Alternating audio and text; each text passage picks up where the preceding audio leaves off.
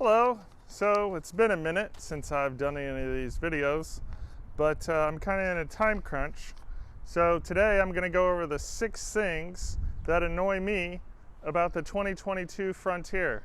Now this is a non-crew cab. This is just the extended cab version. This is the SV 4-wheel drive. I got every single option that you could get for it. I wish they sold a Pro 4X in this, but enough complaining. We're just gonna jump right into it, okay? And I appreciate you watching this video. And if you like what you see, smash the bell, smash that other button, give a good comment. If you have questions, please feel free. So, number 6, fuel mileage. This is a 3.8 liter naturally aspirated V6 paired to the 9-speed automatic transmission. And I would just like to say that the fuel mileage is pretty good, but what I have a qualm with is why I go from like 18 to 20 miles to the gallon to the best I've gotten is around 27 and whatever. So let's look at that. I'll show you here real quick.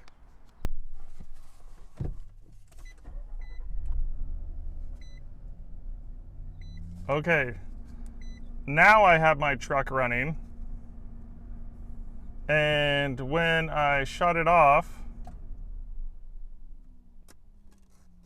so even though I didn't go anywhere, it says I got 12.7 miles to the gallon, but you can see here my best is 27.7. I didn't do anything special for that. I just drove like I normally drive. How come they're all like, this is all in town driving? And I only live like a couple of miles away from where I work, so it doesn't get used very much. But this right here blows my mind. So that's that. So for my next complaint about this, when I first got this, which was about 2 years to the day, it's late May, so I think I might have gotten it in the first week of June. So we're within a couple weeks of being 2 years from the day that I got this. Nissan had a problem with the parking paw. The parking paw is when you put it in park, that gear engages so that the vehicle won't move. Well, I'm pretty sure this is correct, but you can correct me if I'm wrong. Nissan took a Mercedes designed 9-speed transmission, right? Mercedes-Benz, who we all know and love, and fucked it up. So I don't know. Now Nissan doesn't directly make the transmissions. They farm it out. They use like Jazzco or Jazz something, whatever, to manufacture their transmissions. And it's a damn good transmission. 9-speed. It's in the Titan. It's in the Frontier. It's a strong transmission. But they didn't make the parking paw the right size. It was out of tolerance. And so there was people that would go park on a hill or park wherever, and their truck would just roll away and causing damage, running into somebody else or running into another house or running into other cars. So I had to, within the first couple months of having this vehicle, I had to take it in. They take the drive shaft off and everything. They take the whole tail housing out. They have to dig through the transmission to get to the parking paw, replace that little piece, which is more of a pain in the ass than it sounds. Replace that little piece, put everything back together. So now my brand new transmission is already torn apart, hoping that all the seals are still intact, hoping all the bolts are still in place. You know, like, it's just not the same once you tear into it, you know, especially a clean room transmission manufacturer versus whatever Nissan has for their facilities. Now their facility here in the Des Moines area is top notch. I love Nissan. Those guys are great to me. So there's that. So, but there was that we had to deal with. So now that was number 5. The transmission number 5. Number 4 is sounds and fitment. Let me go in the cab. Let me go in the cab for that one. So this sounds like a little bit petty. I get it, but the speaker right here, driver's side rear door speaker, this has a buzz to it. And I thought it was because I had stuff down in here. No, that didn't fix it. And then I look at this up here. And this, the notch right here for this, if this is closed all the way, it hits this D-ring. It hits this D-ring, and over the years of just being so cold and so hot, it's formed it into this place, and it's knocked these out of position. And for all my might, you cannot get those clips to jump up there and snap back together. So this whole door panel, because the plastic's warped, is gonna have to be replaced. So that sucks. Also, the other thing that makes me mad is when I first got this truck, this corner right here was a 1/4 inch lower than the surface. And this right here is just the way it was. So if you take this mat out, there's some bolts right there, some screws. There's an access panel right there. So what I did is I got a old pasta sauce box and I jammed it up underneath there to build this to push this plastic back up, and I just left it. So whoever gets this truck after me, look underneath there, there's pasta sauce boxes folded up. So the fitment, you know, other than that, and the door and the rattling and buzzing, I mean, it's okay. But then also it's one of those rules where when you buy the first production model year of a new vehicle, you're gonna get some of this stuff, you know? So let's get into our other one here. Is the seat. Now, the seat, here's this, and I hate people that don't know any about Nissans, and they knock and they're like, well, it's supposed to have lumbar. Yeah, the lumbar handle's right here. Oops, that's me. Here's the lumbar handle. Pushes up, all the way up here. Sorry, the camera's bending around here. Lumbar handle, push it up, push it down, get your lumbar. That's where the lumbar handle is. I think it's a piss poor design. They could have put it right here. And then this right here. Pay attention to this. This is my finger. This is my right hand pointing finger. See that gap? See that gap? That's going to come in handy. So, a lot of people are saying that the seat keeps reclining back on itself. Well, that's true. It is. And at one point, I was going to put a kill switch to stop the power from going to the seats for tilting it back, but I decided against that. What happens is, and let me get the camera in a different angle here. Okay, watch this.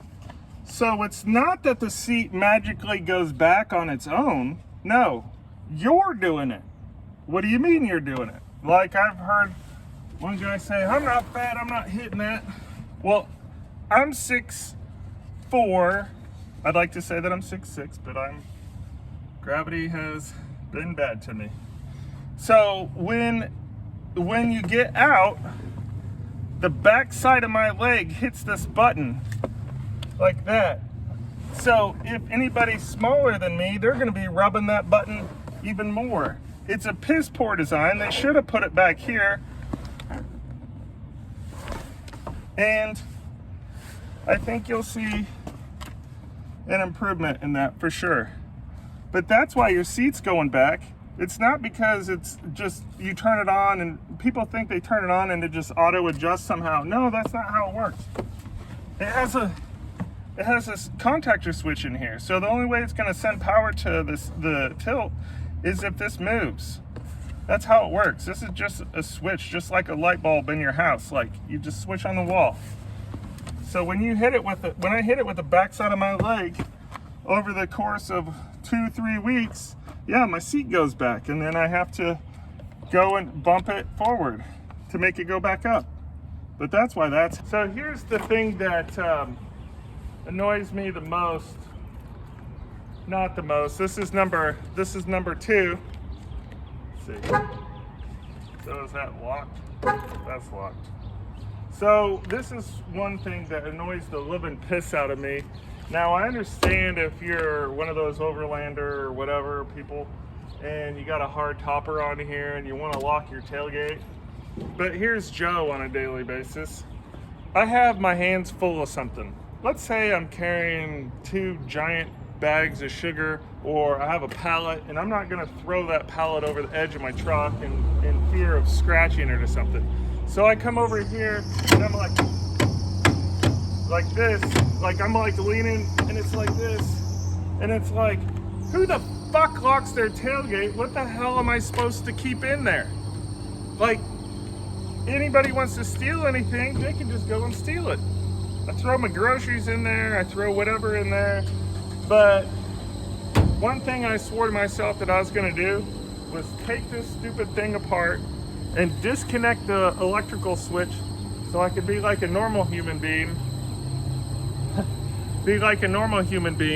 And drop my tailgate anytime I want. It seems to be that way on just like 99% of all the other trucks. Why the hell do I need a lock? Maybe put a button up in the cab or something to be able to turn on this function or not. You know, it's just one more thing that's gonna break. It's gonna break, because every time you unlock your cab, if you hit it twice to go unlock it for the passenger, it's unlocking this tailgate. And then you lock your truck up, and it's locking the tailgate. And your tailgate's already locked. Well, it's trying to lock it again. And it's just one of those things that's mind-blowingly dumb. It just makes me so mad. Now, I've told you probably many times before, I love Nissan. I love Nissan through and through. I don't have like freaking a million Nissan vehicles if I didn't care for the brand. If I wanted a Toyota, I'd have a Toyota. I don't have a Toyota because I don't want a freaking Toyota. It just is so frustrating. But anywho, number one, this is to me the most important thing ever. It's the radio. So they have the intelligent driving system or whatever. It has all the beeps and buzzes and stuff like that, which is one of those pain in the ass things when you're pulling a trailer and you go to back up and it goes bonkers because all the sensors are going up. So you put the park button and then it goes off. That's annoying as shit. But the radio, like, I love listening to the radio at work. I love listening to the radio on my way home. I love on the way to work. When I go home, especially, you know, it's a little bit of a wind down. So what happens is, and I'm going to be inserting some videos. So insert videos now. Screen decided to go black again.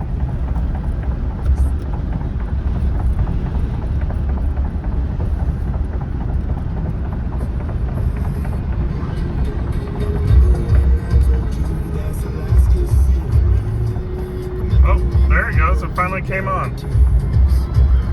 So my screen's gone out again,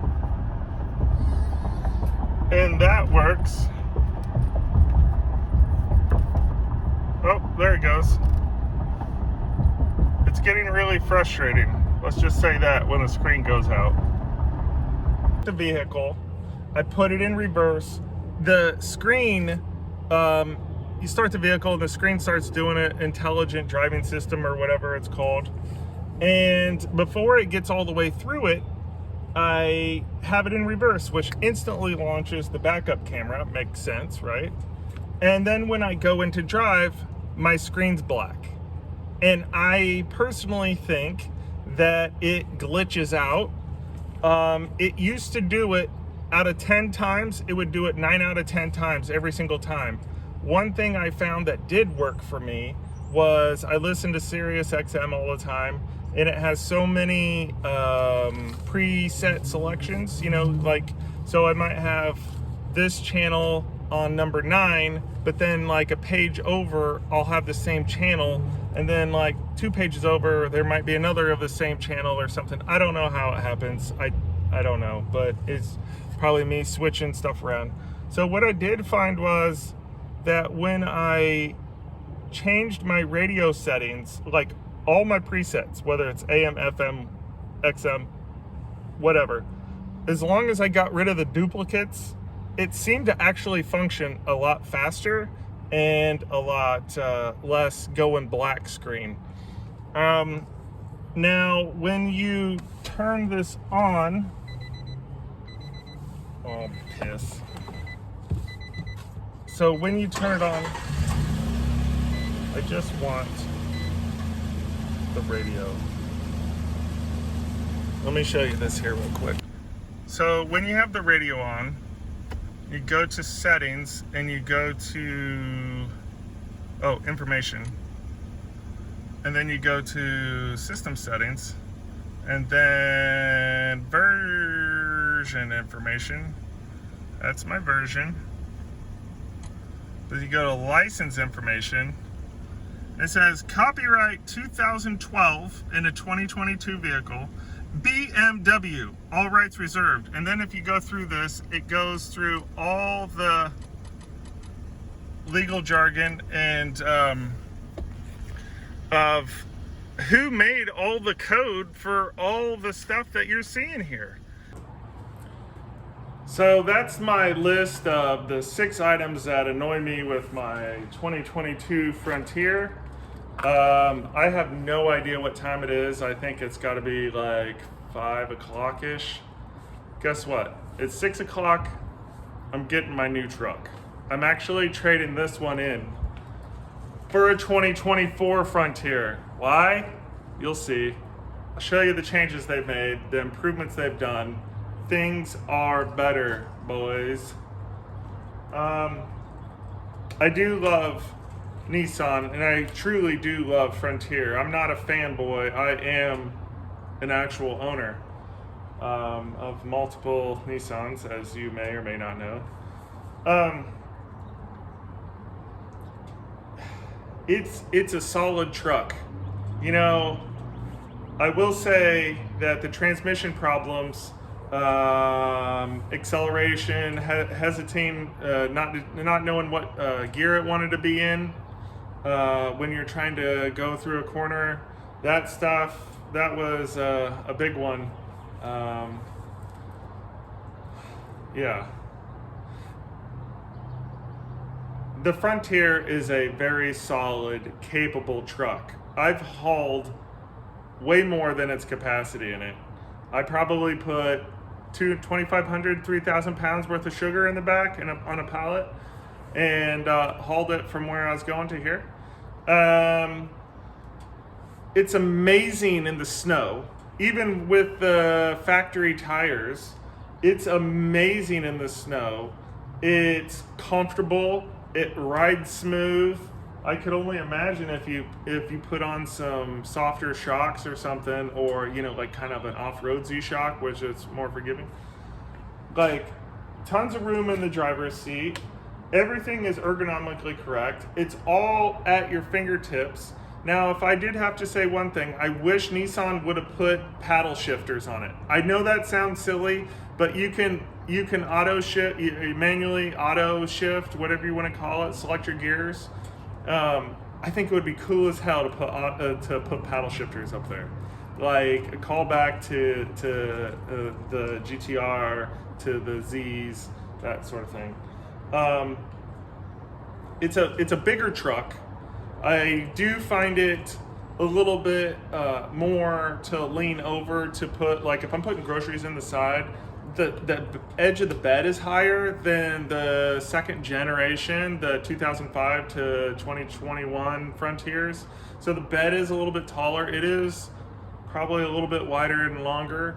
And that's not Nissan's fault. That's the CAFE laws. So blame your EPA, blame our EPA on that kind of bull crap.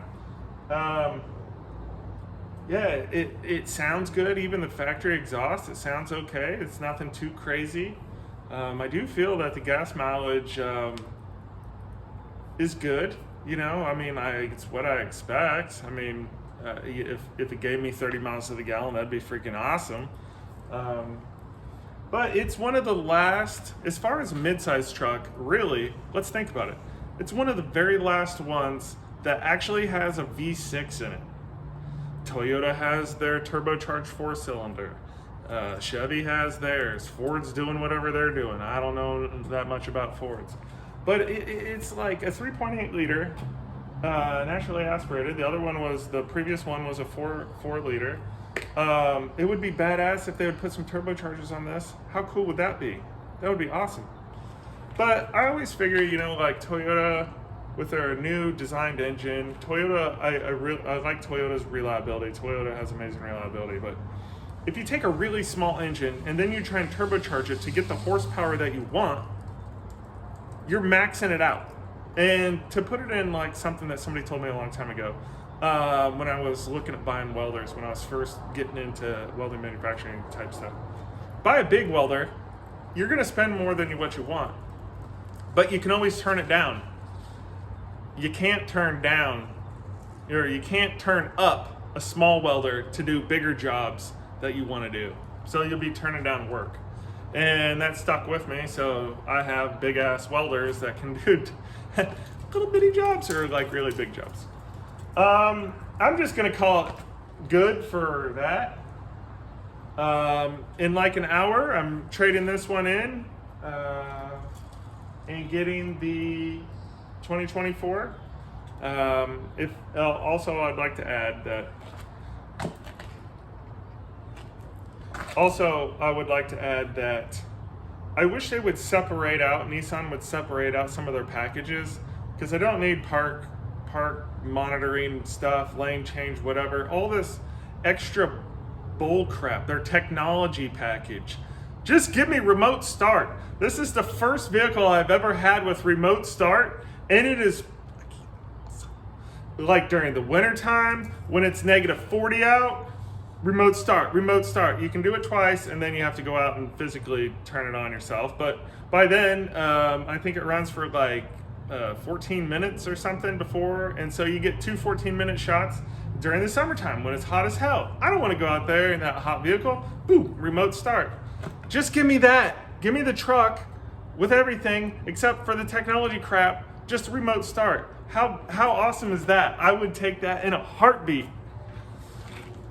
Everybody, I have ranted long enough. I hope this all makes sense to you, at least the first 3/4 of it. I really appreciate you watching. It means the absolute world to me. I have fun shooting these. God bless you, take care, and thank you very much. Bye.